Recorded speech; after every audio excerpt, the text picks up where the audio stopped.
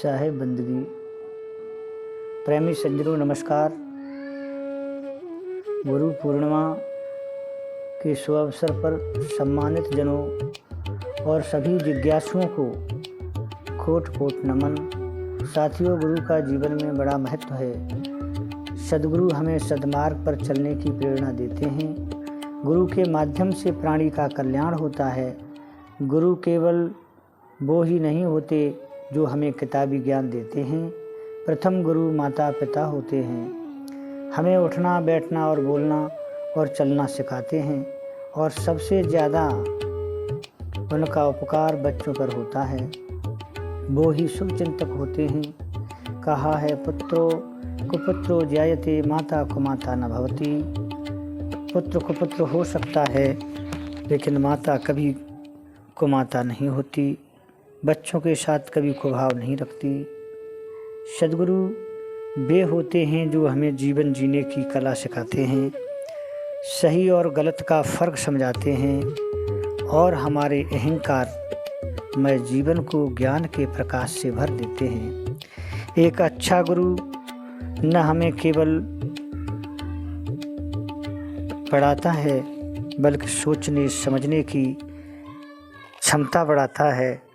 गुरु पूर्णिमा का संबंध मेरा सद्गुरु कबीर साहब और सभी प्राणियों के स्रोत महापुरुषों से है।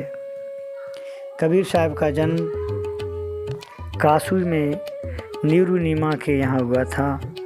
वे एक प्रखर प्रबुद्ध सर्वोच्च कोटि के संत थे। उन्होंने गुरु की महिमा का वर्णन इस प्रकार किया है। सद्गुरुदेव कहते हैं, सात समुद्र की मशकरों लेखनी सब बन राय, सब धरती कागज करूं गुरु गुण लिखा न जाए। अर्थात साहिब जी कहते हैं, यदि सातों समुद्र की मसी यानी स्याही बना ली जाए, सारे जंगलों के पेड़ों को कलम बना ली जाए और पूरी पृथ्वी को कागज बना लिया जाए, तभी भी गुरुगुणों का वर्णन नहीं किया जा सकता। साथियों, इस साखी का भाव यह है कि सच्चे गुरु का ज्ञान, उपकार और महिमा इतनी महान और अनंत है कि संसार के सभी साधनों का उपयोग करने पर भी पूरा वर्णन संभव नहीं है।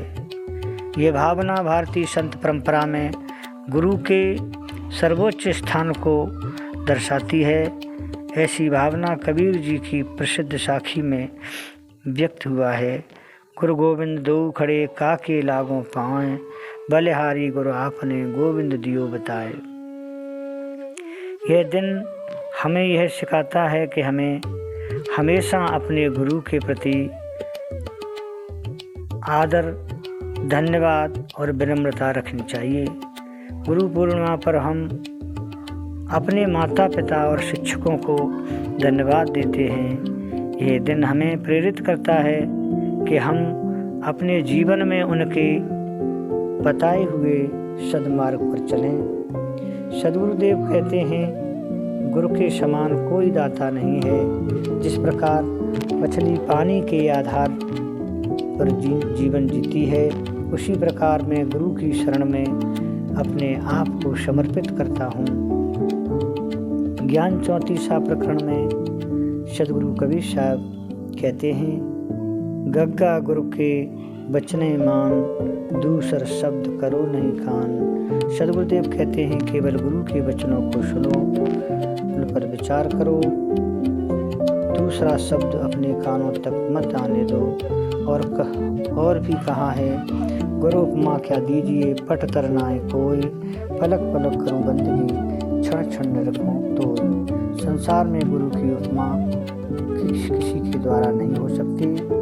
इसलिए मैं सद्गुरु को बार बार वंदन करता हूँ। गुरु के चरणों की रज साधक के जीवन में ज्ञान, प्रेम, विवेक और भक्ति का संचार करती है। गुरु की कृपा ज्ञान के द्वारा अज्ञान दूर होता है। इसलिए किसी भी आध्यात्मिक साधना का आधार गुरु का सम्मान और उनकी शरण ग्रहण करने पर ही होता है। बंधुओं, इसलिए मैं ऐसे संत गुरुजनों को कई बार साहिब बंदगी करता हूँ।